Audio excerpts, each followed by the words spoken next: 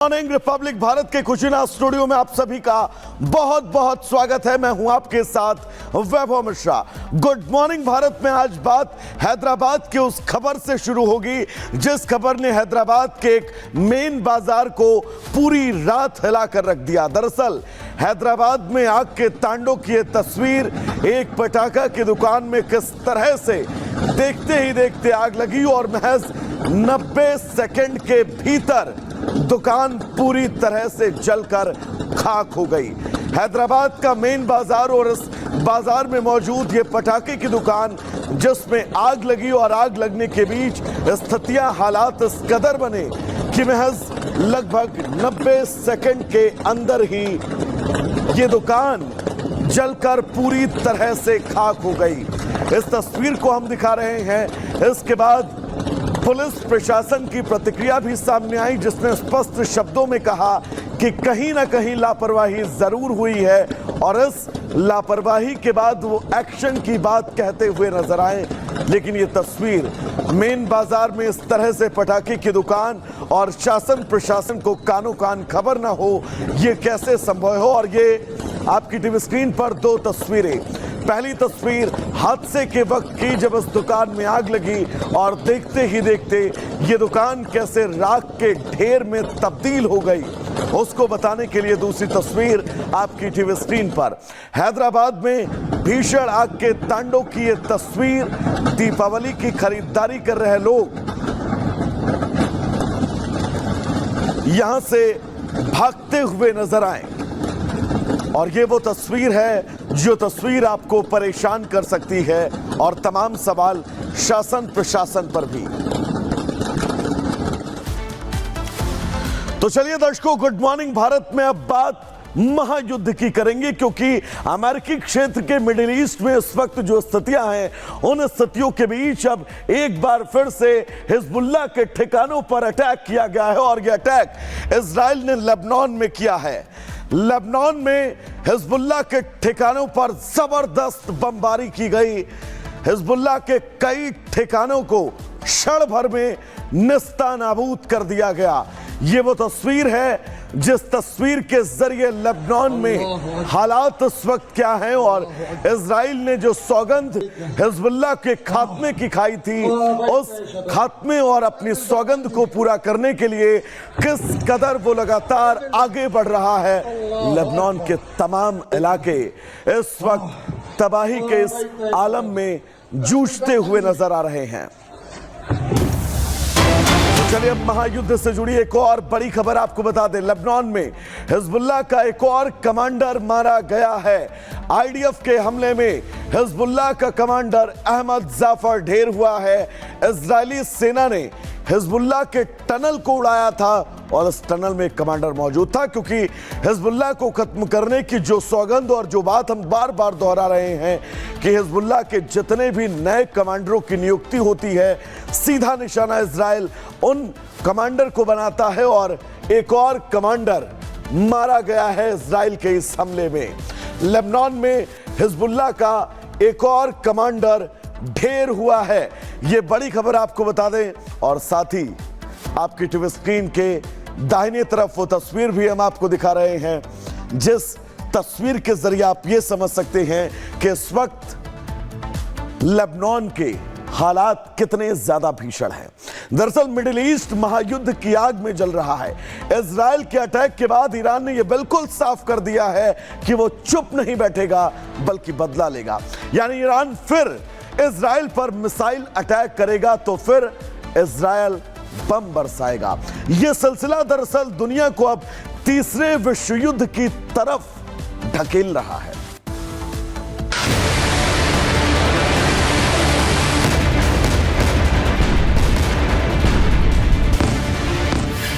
क्या टूट गई ईरान की कमर?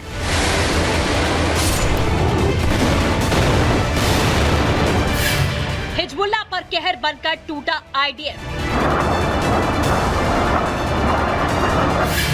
3 कमांडोज को उतारा मौत के घाट। आतंकियों का संपूर्ण विनाश करने के लिए लगातार सैन्य अभियान चला रहे इजराइल ने हिजबुल्लाह के 3 बड़े कमांडरों को मार गिराया। इजरायली वायुसेना ने लेबनान के बिंट जेबिल क्षेत्र में हिजबुल्लाह कमांडर अहमद जाफर माटौक को एयर स्ट्राइक में मार दिया, जिसके बाद बिंट जेबिल क्षेत्र में ही माटौक के उत्तराधिकारी और उसके हिजबुल्लाह के तोपखानों के प्रमुख को भी मार गिराया। इजरायली सेना के मुताबिक इन तीनों आतंकियों ने इजराइल के खिलाफ कई आतंकवादी हमलों को निर्देशित और अंजाम दिया था। इन आतंकवादियों की दक्षिणी लेबनान से सीमावर्ती इलाकों में रहने वाले इजरायली नागरिकों और आईडीएफ सैनिकों पर टैंक रोधी मिसाइलें दागी गई थी, जिसमें कई लोग मारे गए। वहीं दूसरी तरफ इजराइल ने आखिरकार ईरान से अपना बदला पूरा कर लिया। 25 और 26 अक्टूबर के बीच की रात इजराइल ने ईरान पर सीधा हमला कर दिया। पहली बार इजराइल ने खुलेआम ईरान की धरती पर बमबारी की और इसका ऐलान भी किया। इजरायली लड़ाकू विमानों ने राजधानी तेहरान समेत ईरान के कई शहरों पर भयानक हमले किए। कई घंटों तक ईरानी आसमान में इजरायली लड़ाकू विमानों का राज था और इस दौरान विमानों ने पहले से तय किए ठिकानों पर बम बरसाए। ईरान पर नजर रखने वाले जानकारों के हवालों से खबर है, इजराइल के निशाने पर मुख्यतः ईरानी सैन्य ठिकाने और उसके हथियार डिपो थे। इजराइल ने ईरान की बैलिस्टिक मिसाइल की फैक्ट्री को पूरी तरह से बर्बाद कर दिया। इस फैक्ट्री को चालू करने में ईरान को 2 साल तक का समय लग सकता है।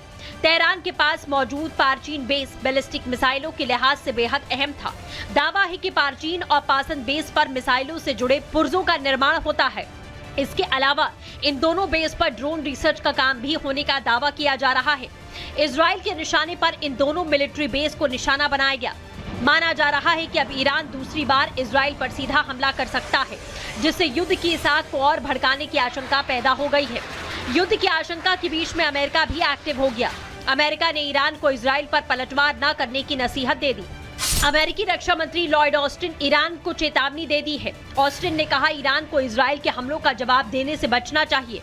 हमले का फैसला ईरान की बड़ी गलती साबित होगा। ईरान का ऐसा कोई कदम दोनों देशों के बीच के तनाव को और बढ़ाएगा।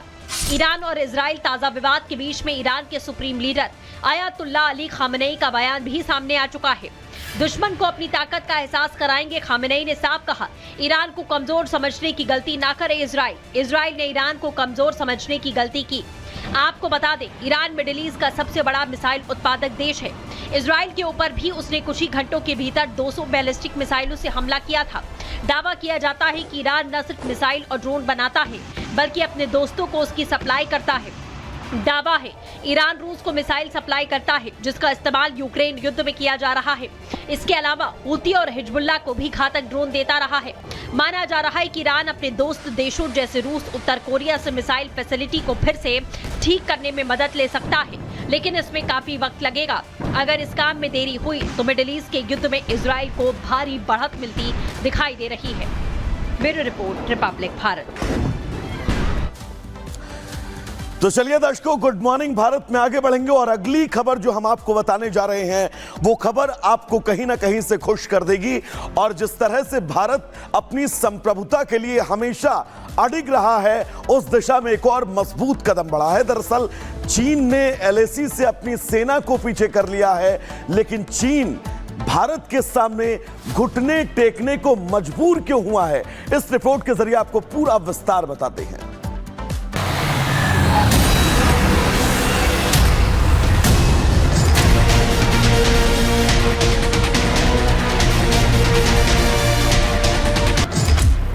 नए भारत का दम, झुक गया ड्रैगन।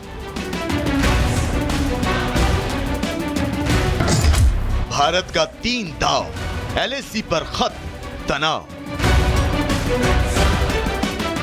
भारत और चीन की सेनाएं पूर्वी लद्दाख सीमा से पीछे हटना शुरू हो गई हैं। एलएसी से आ रही खबरों में इस बात की पुष्टि हो गई है कि पूर्वी लद्दाख के डेमचोक और देपसांग पॉइंट से दोनों ही सेनाओं ने अपने अस्थायी टेंट और शेड हटा लिए हैं और मिलिट्री की गाड़ियां और भारी भरकम मिलिट्री उपकरण एलएसी से पीछे लाए जा रहे हैं, जिसके बाद अब यह यकीन पुख्ता हो गया है कि सालों के बाद एक बार फिर भारत और चीन के बीच सीमा पर शांति होगी और भारतीय सैनिक इस बार खुशियों वाली दिवाली मना सकेंगे। डेमचौक के करीब इस वक्त हम यहाँ पर हैं और ये जो पहाड़ आप देख रहे हैं डेमचौक के बिल्कुल इसके पीछे जहां पर भारत और चीन का बॉर्डर है, वहां से डिसएंगेजमेंट की शुरुआत हो चुकी है। 25 तारीख से ये शुरुआत यहां पर हुई थी और जिसमें खास बात यह है कि